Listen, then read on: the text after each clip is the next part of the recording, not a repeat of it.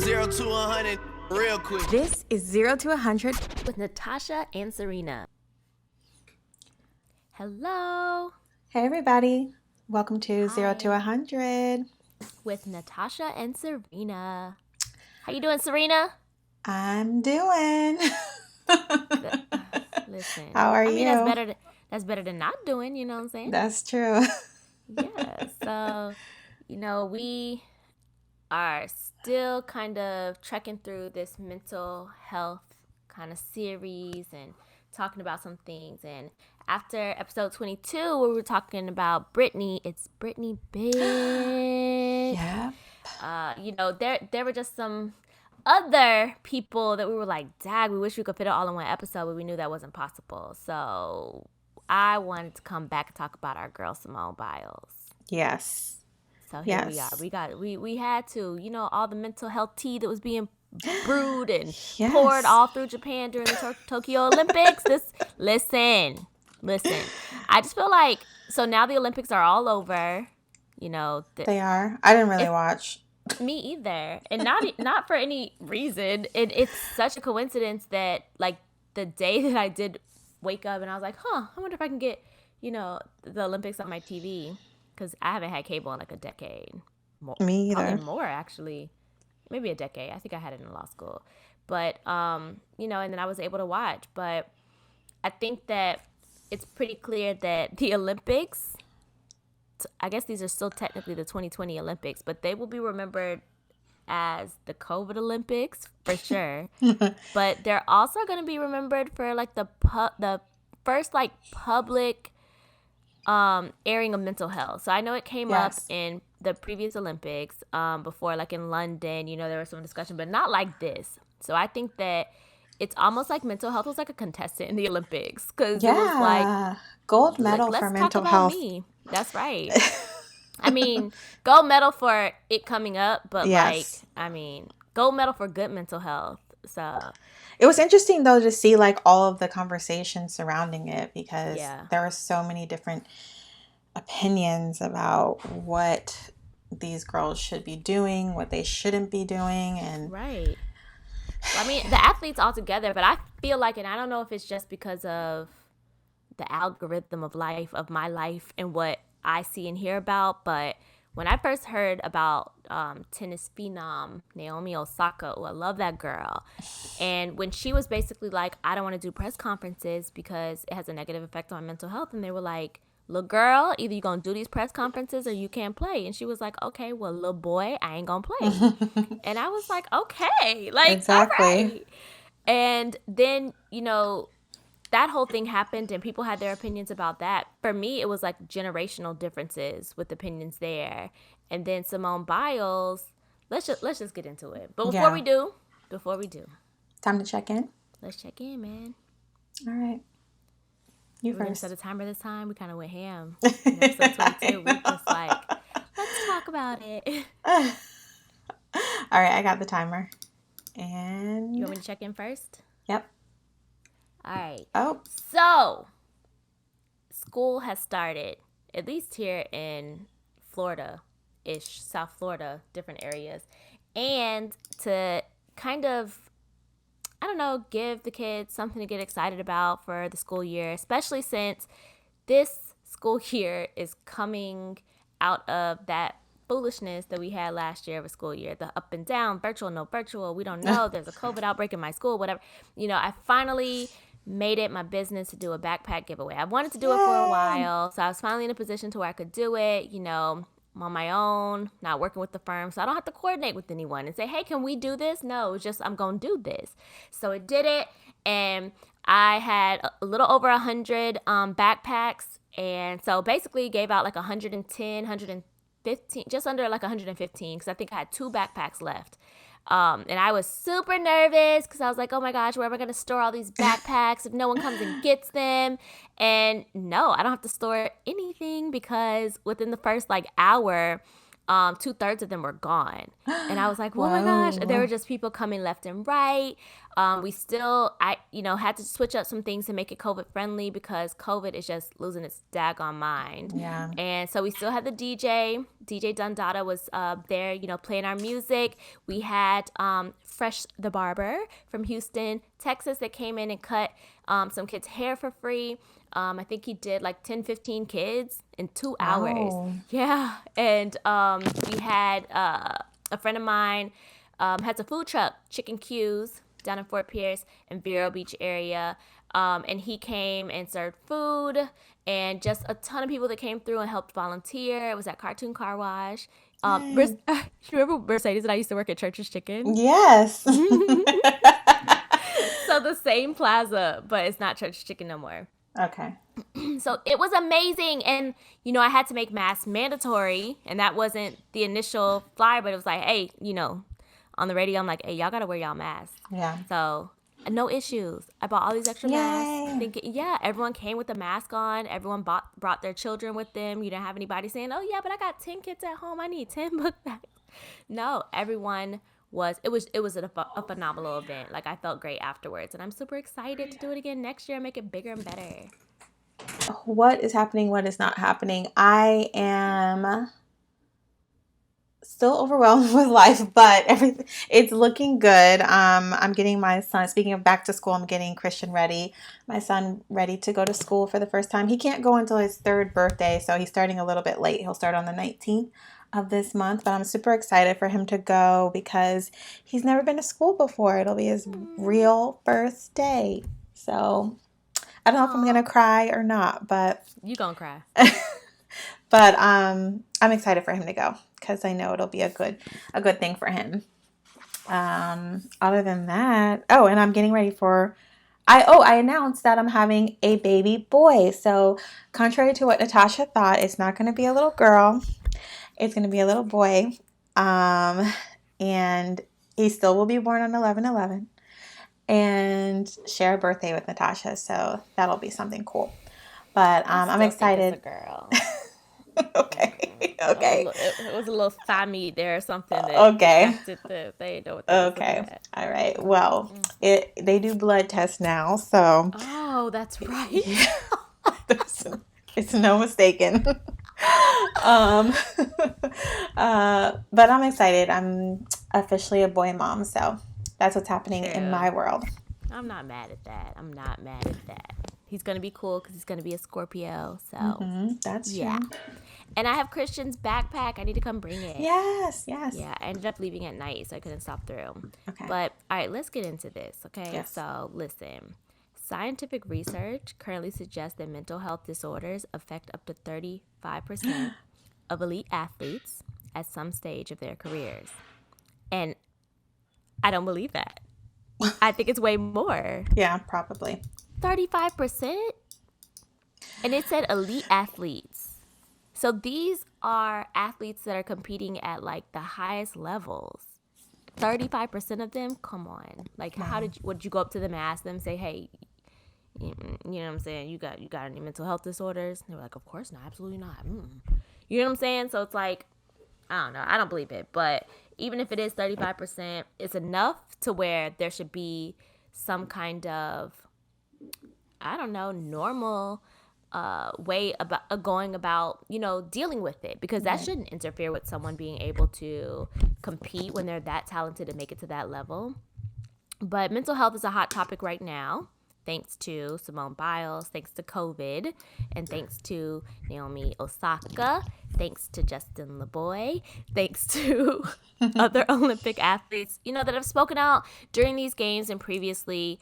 But I feel like Simone has people debating now. Like, I feel like her back and forth with people has turned this into like a whole nother issue, because it's really exposing not just the fact that there still is a stigma, but that people are just trifling. Like now, I mean, like saying that, is she really the GOAT? She's just seeking attention and things like that. And I think that's crazy. Like, that's something so difficult for her to do. And without you knowing anything to back up what you're saying, you just want to come out and be like, she's just seeking attention. How you know? You know what I'm saying? So, I don't know. I just hate for her that it came at a high price. I'm glad she did what she did. I'm glad she came out and she, lived in her truth and recognized her issues that she was having and how they were affecting her. And, we're going to discuss a little bit more about how it could have affected her, like, physically. Like, she could have really, really gotten hurt if she just would have been like, oh, I have to push through. I don't have, you know what I'm saying? So I just want to start off by saying that my heart truly goes out to both Naomi and Simone. Right. And I actually, courage. yeah, and I actually heard kind of a little bit of an explanation of how she was saying that she felt her body and her mind were off, and she was talking about kind of like the technicalities of doing gymnastics, especially when she's doing those big major flips in the air, that she has to know, like her mind has to know while she's in mid flip in the air where up and down is, like left and right is. And she was saying where she was at the time, like her mind wasn't connecting and she wasn't able to figure out up from down, left from right in midair. And that could really, like you said, come at a high price. Like she could really injure herself in that, frame of mind. So that's the just to give, girl. Yeah. So giving a little bit of background for those, if you haven't heard, Simone Biles withdrew from the Olympic competitions after struggling and underperforming on the vault. And again, she was explaining just how like she just felt like her mind and body were out of sync, like they weren't connecting and she wasn't able to perform at the level that she knew that she could perform. So, she did say she wasn't physically injured. It wasn't a physical injury. And she just was very clear that she just wasn't able to perform at the level she wanted to. So according to the World Health Organization, mental health is a state of well-being in which the individual realizes his or her own abilities, can cope with the normal stresses of life, can work productively and fruitfully, and is able to make a contribution to his or her community. The mental health continuum can span from being mentally healthy to daily mental distresses to mental health problems or mental illnesses. So just to give a little bit of background as we're just continuing to talk about mental health. But as you said, like my heart also goes out to Simone Biles. And I'm not an elite athlete. I'm not even a subpar athlete. So I feel like you can't really judge people that you have no idea like what they're facing or what they're going through or what the challenges or struggles might be. Like it just annoys me that people who have no idea what they're facing are on like Facebook like, oh, she's a quitter. So that just annoys me. Yeah, it's crazy. It does. It's annoying. And I mean, we see this in so many. It just frustrates me because people pick and choose who like it's okay for and who it's not okay for. And then they just follow like, the popular pages or big media or whatever. And it kind of reminds me of like when you don't like somebody and it's like once you don't like that person, they like everything they do is just like annoying. Like look at them over there just breathing. Ugh, get on my nerves. And they're not doing anything. You just don't like them.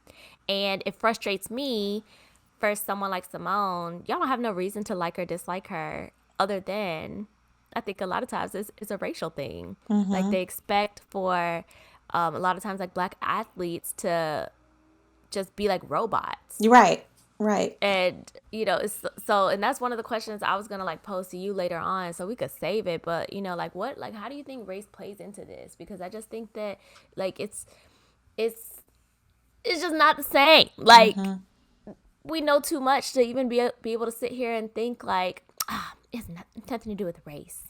If she was anything else, those people would have felt the same way. And I don't think so because I don't know enough about her to say that. Yeah. I definitely think it plays a role big time. And we already know, not just with athletics, but also in the medical world and in other spaces as well, that Black people have long been looked at as not having the same type of feeling, emotion as our white counterparts in the medical field, where a lot of it's scary to think that we're thought of as not having, we're having a higher pain tolerance or level than our white counterparts, which is insane. It literally was in medical books back Yeah. in the day. I mean, and not even that far back in the day. Yeah. And so, I mean, that only carries over to how people see athletes like Simone Biles and even Naomi. Yeah. Is that that they have some sort of superhuman level of tolerance or something, which no, these are just people who are have trained and are just really, do really well at the sport that they do, but they don't experience pain any less than anyone else. So I definitely the tolerance might be right a little stronger, but that's because of the generations of trauma that Black people have had to endure, which in turn makes just in general, it's not to say like every Black person is automatically stronger, because that's false too, but because of generational trauma, we develop coping mechanisms, or you do develop like ways of dealing with things that in turn makes you look like, oh well, she's tougher. And it's like, no, we're just taught that like we can't show those kinds of emotions and things in public, and then we either get to the point where we literally do not have them because we don't know how to deal with them, but all that stuff goes somewhere, so it bottles up inside and eventually you explode. Exactly. So I mean, and it's like to say that you don't know not just how hard she's worked with regard to her training and her athleticism and her abilities there, but what she's dealing with outside of this. Like, we're literally in the middle of COVID. She doesn't have her family there. You know what I'm saying? But hold on, I want to play real quick this clip of the vault, because basically that's what happened. She did her vault competition when it was the female team gymnastics competition, and she was off. And I think they had said that she was off in training too. So, and then after this is when she quit. So let's just listen real quick.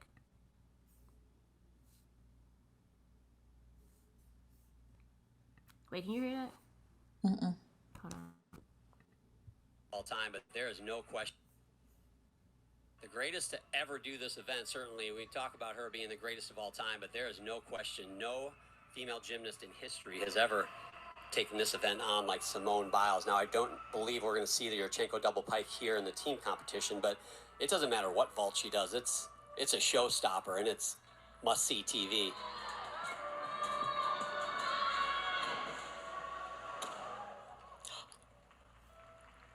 Wow. Very uncharacteristic vault for Simone, but it looked like she got almost lost in the air. All right, so yeah, she almost got lost in the air because that's the twisties. And when she comes out, what did they say? The greatest gymnast. There's no mistaking. This doesn't even affect her being the greatest, the most winningest female gymnast. She still is, even with her sitting out these competitions and only getting a silver and a bronze in these gymnastics or these Olympics. It like that you know what I'm saying? Like, that blows my mind that like people have the nerve to say, oh, she's just doing this for attention. I think she would have got a lot of attention if she just wouldn't have faked being incapable of competing and getting a gold. Right. You know what I'm saying? Like, I saw. And then also too, I don't know if you could tell, but there was a pause there after you hear her feet hitting the mat. And there's a pause, and then the lady says, wow. It's a pause because they're like, wait a minute, this ain't what she do. Versus another gymnast that may, not be great, and they'd be like, oh, whatever. They didn't even know what to say. And I saw something on Facebook that really like hit home for me was a gymnast in the 80s. She was, I don't know her name, but I'm sure if you Google it, it'll come up. But she was one of those gymnasts who was at the top of her game, and she was performing in the Olympics, and she had an injury and explained, or she felt like she wasn't able to go and do what she was supposed to go and do, and her coaches and people who were training her really pushed her to go and do it. She went and did it. I think she was on the balance beam and hit her chin, and was paralyzed from the neck down. Mm-mm. Yes, paralyzed from the neck down. And I believe it said that she had passed away at the age of maybe like 36 or 40 or something like that. But it was like Simone Biles, like you don't even understand the power that Simone Biles has by being able to voice and say, I don't feel I can perform at my best level right now, and I need to sit out. Because those things, the force that she has to do those tumbles and whatever it is that she does is insane. Like we don't even realize by just like sitting and watching it on TV. And so she could really injure herself. And for her to be able to say that, like, you know how many gymnasts have not been able to say that over the years? How many girls have not been able to voice that and have suffered crazy injuries because of it? I mean, this girl in the 80s, like paralyzed from the neck down. Because she wasn't able to say what Simone Biles said in 2020. And even in 2021, actually, we're seeing all the backlash she's getting for sitting out. Yeah, and honestly, when you said how much power she has, my mind went to how much power she has when she's actually performing. When when other gymnasts are doing 1 or 1.5 spins, she's doing 3. Mm-hmm. When some gymnasts are, they can maybe attempt a certain flip or whatever and lands, but they're not really going to take away points for a imperfect landing. Simone Biles hit it, add a spin to it, and then hit it with a perfect landing. Mm-hmm. So she's like like the power that it takes for her to hit these moves is crazy. So her hitting her chin or landing the wrong way is going to be worse than another gymnast who is not going to have that same impact on that landing. You know what I'm saying? Exactly. So it's like she knows all of this. And, I was kind of curious to see, like, because I remember hearing that she was a college student. So I was like, what college does she go to? She goes to University of the People. Isn't that kind of cool? I don't know. Because I feel like she's, like, legit of the people. I read it the first time and I was like, oh, okay, that's like cool. Like, okay, so she like, she for the people, she for the streets, stuff like that. But it's like a legit like online university. So I was like, oh, well, I'm going to keep it as meaning something different. Because I do kind of think that, she's taking on something that's bigger than her. And this has to be way bigger than what she thought this was going to be. And I don't know. I just personally have been in a situation where someone is literally just like, yeah, I just don't, I don't like her. I don't really know why, but just don't like her. And I feel like that's what she's getting. And so when someone is just being cruel, don't know anything about me, or literally says like, I don't know, it's just something about her I just don't like that's fine, but that's not going to stop no show over here. Mm-hmm. You know what I'm saying? Like, that's not going to stop no show. And I just really feel like it's not going to stop any show for Simone either. And did you hear about the abortion thing with her? No. Yeah, so now they're dragging her, and that's what actually made me think about, the whole thing where it's like you just decide you don't like somebody, and it's like everything they do, you just hate it. You know what I'm saying? And I think that that's what's going on with her, because she made a comment about being pro-choice or something like that. And basically people started like dragging her and saying that she was like anti-foster care and like, just basically they were reaching, because she was like, what? Yes, I absolutely think that it's a woman's choice. That doesn't mean that one thing is right or wrong, like, but it should be up to the woman. Right. Which that's a whole nother episode, friend, because I'm so sick of these men trying to tell women what we can and cannot do with our bodies. But, like I said, that's another show. But she came out and said, I am and will always be an advocate for the foster care system, which I think is kind of messed up. Like, she said it's raggedy, but I'm a product of foster care. Like, I was in foster care. Wow. So of course but she was like, but you wouldn't know that because you don't know anything about me. Exactly. Actually, here's a quote. She said, I have forever and will continue to support foster kids as I was one. I've been an advocate for foster kids and the system, but you wouldn't know that because you don't follow me. You just like to open your mouth. Wow. Get it, girl? Like, I hope she keeps that same energy, because these people they're trolling. Like, they don't even know anything about her. They don't care about what's real and what's fake. They've just decided that they're on the team of we hate Simone Biles. So I hope she's not receiving it. Right. And people forget also that Simone Biles was one of the athletes who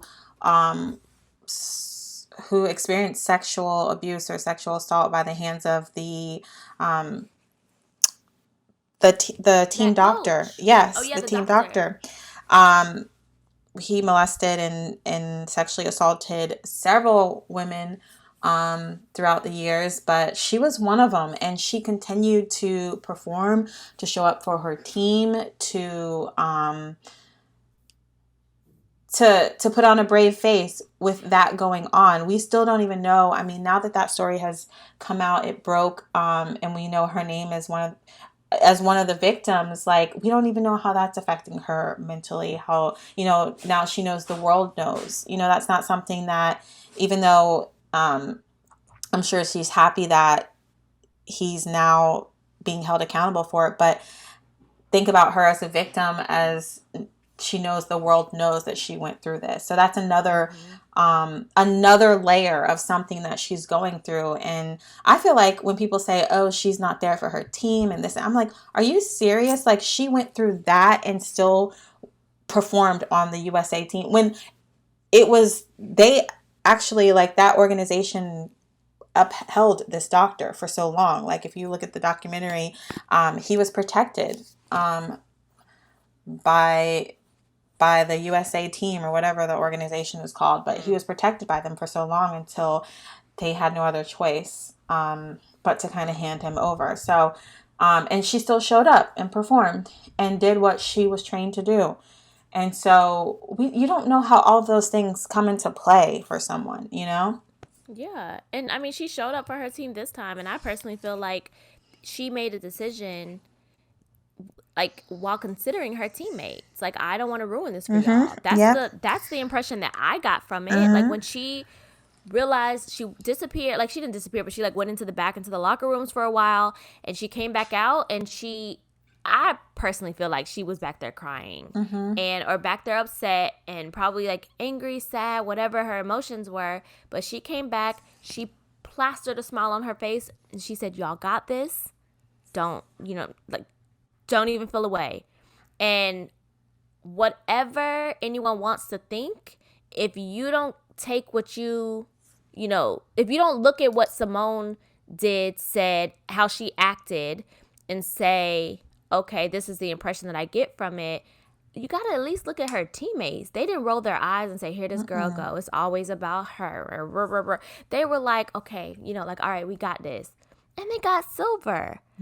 Based upon Simone getting bronze in a competition that we know she would have got gold if she was, like, herself, then she probably wouldn't have done as well on I think it was the balance beam and the floor that was left for her to do, and someone else had to do it. You think they weren't prepared? People get hurt in sporting competitions all the time. Exactly. You know what I'm saying? So it's like they were prepared. But I don't know. I don't think, like, the hell with them, the people that are saying negative things, because people have been speaking out positively. For example, Michael Phelps. Y'all might recall that he spoke out about mental health in 2012 during the London Olympics. And that was like, wait, hold up. Like, Michael Phelps, he was someone that seemed, dare I say it, perfect. Like, his body was literally built to be a swimmer. And he actually spoke up in response to Simone. And he said that he was brokenhearted for what she was going through. He acknowledged that people are talking about mental health more now and over the past 18 months. So I think that means that he's obviously talking about since COVID. And I just think that that's why, like, the athletes that are in Tokyo can relate to what's going on in Tokyo. I don't even really think Michael Phelps and other, previous Olympic athletes, they can relate, but only to a certain extent, because it must be tragic to not have your support system, your family there. They're all alone. You know what I'm saying? But, Michael Phelps is a 4-time Olympian, and he has become a spokesperson for mental health. He has personally battled anxiety, depression, and suicidal thoughts throughout his own Olympic swimming career. Yeah, and he talks about how he eventually overcame, his mental health struggle by seeking professional help. You've referenced it several times on our show where you said, he said he was talking to the lines in the pool, and eventually he realized he had to talk to someone for real about it, because that was all that he could. He didn't want to talk about it, but he sought help. And the 28-time Olympic medalist he's since been a huge advocate for mental health, which I love to see. In 2010, he actually launched the Michael Phelps Foundation, which teaches kids to be healthy and active. So I love that he's like starting with kids at a younger age, because that's really where it starts and where you're able to kind of attack those stigmas before people get them in their older age, like we all have. And he even said, we carry a lot of things and a lot of weight on our shoulders. It's challenging, especially when we have the lights on us and all the expectations that are being thrown on top of us. And we can see, I'm hoping that athletes like Michael Phelps have reached out to Simone Biles and even Naomi Osaka and all the other athletes who have kind of publicly spoken out about their mental health struggles. And I did see a lot of athletes, giving words of encouragement and advice on social media. But it's just good to see someone like Michael Phelps at the level that he is, being able to really be an advocate and a voice. And, we talked about race earlier in the conversation. And it's actually, he's a white male. And we know that unfortunately, their voices tend to get heard over others. So I think it's even more powerful that he's standing up and talking about it. Yeah, I just don't remember any uproar when, No, he there was had none. the weed issue going on. I don't remember there being any uproar, because I think he did say that he wasn't going to compete. I didn't hear people coming out saying, and that was a while ago. Maybe I forgot, but I just don't remember that being like a thing, because I would have been like, dang, why do people why y'all mad? Like, leave the man alone. The same way I am now. But this is why, when we are dealing with these inconsistencies across gender and racial lines, allies are important. So it's crucial for people like, a Michael Phelps and whatever arena we're in to come out and speak out. You know what I'm saying? But I just want to talk a little bit more about gymnastics as a whole, just real quick, because we kind of touched on this. But I just want to drive it home, because I had a conversation with someone and they just couldn't grasp, how physically, obviously it's physically demanding. You see them running, flipping, whatever, but it's bigger than that. You know what I'm saying? So here's an example that I found online. So because it's physically demanding and it has a high injury rate, I think that everyone would agree with that. So whether you think it's more physical or less physical, whatever, it's very physical and it has a high injury rate. But to me, the part that I kind of discovered more preparing for this podcast was the psychological demand and difficulty that's involved with gymnastics as well. So many of the skills with gymnasts, they will kill you. So when Kevin Durant's foot was off by 1 inch in Game 7 of the semifinals, his shot, it was just worth 2 points instead of 3. But they lost the game or whatever in overtime. But okay, they lost the game. But when a gymnast named Riley McCusker's foot was off by 1 inch on her beam dismount at the 2017 American Cup, she slammed backwards onto her neck and then rolled over it.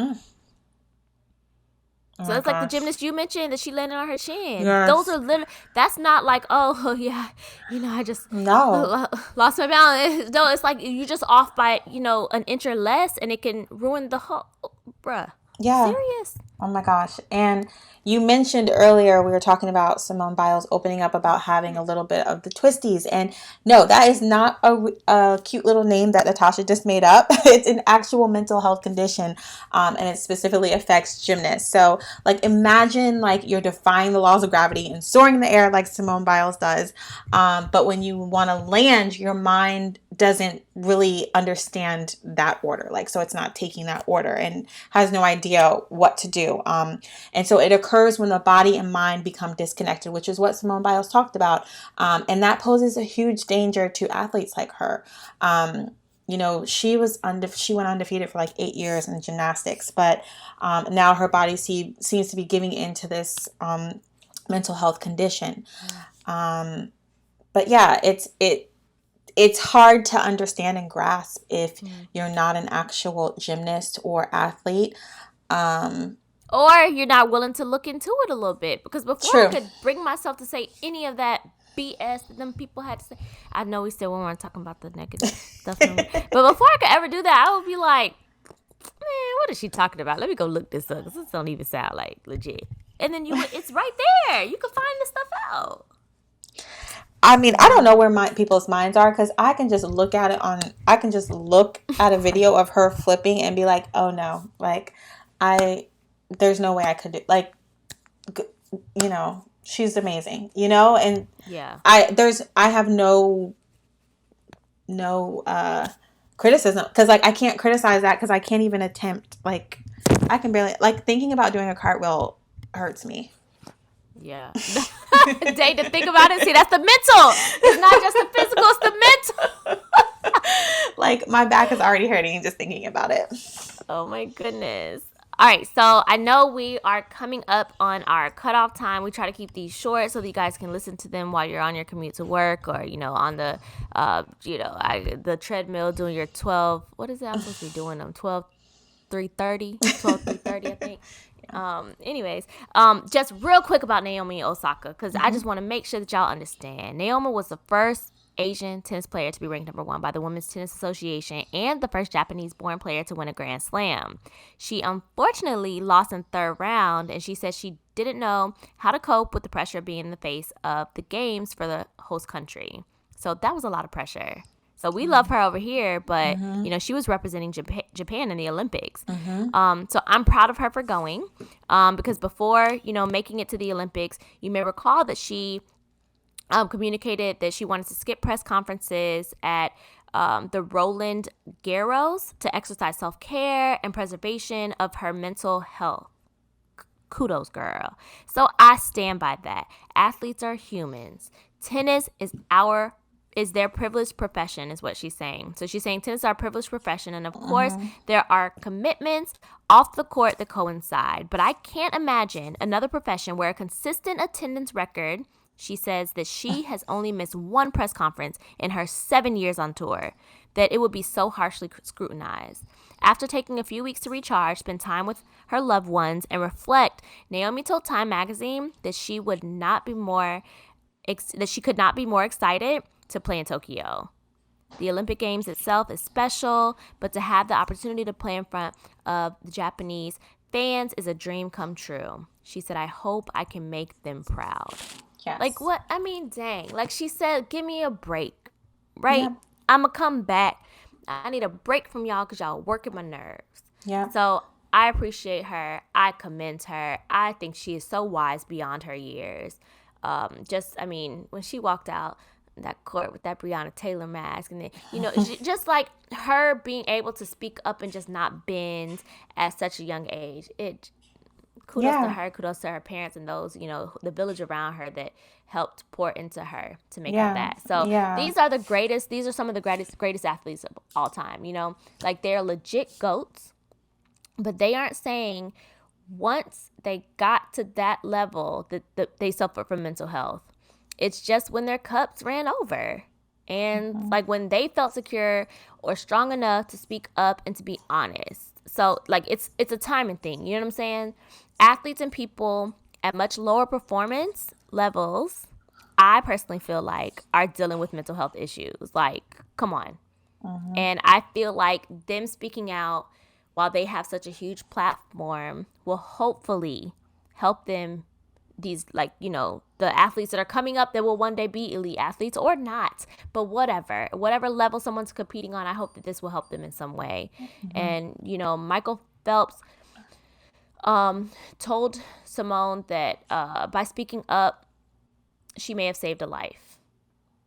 And if that's true, then it's all worth it. Exactly. And I think the bigger lesson for everyone, athlete or no athlete, to learn is that it is okay to not be okay. To also just take a break and to say, look, time out. I cannot do this right now. I need to take care of me. And to know that not everybody's going to be okay with it. You're going to have some people that are going to be a naysayer and say, no, you need to, and you have to turn that off and focus on yourself at that point. Hey, Alexa, play F Them Hoes. Oh. Oh. She said, I don't know that. Sorry. Them hoes. No, but for real. And I'm sure, Serena, you can agree with this. If you do not take the time, your body will take it for you. Mm-hmm. So what I've learned is that when I don't have to be going 1,000,000 miles a minute, I try to slow it all the way down and kind of build up like a bear that hibernates. You know what I'm saying? So if I could stay in my cave and hibernate a little bit, then that's my time to do that. So that when I cannot do that, hopefully I will have a little bit of, you know, reserved energy to get me through those points. But, you know, to each their own. It's going to look different for everybody. All that we want to do is encourage you to keep this conversation going, to feel comfortable enough to explore how you're feeling physically and mentally. And then if you need some help with it, get the help. It's all right.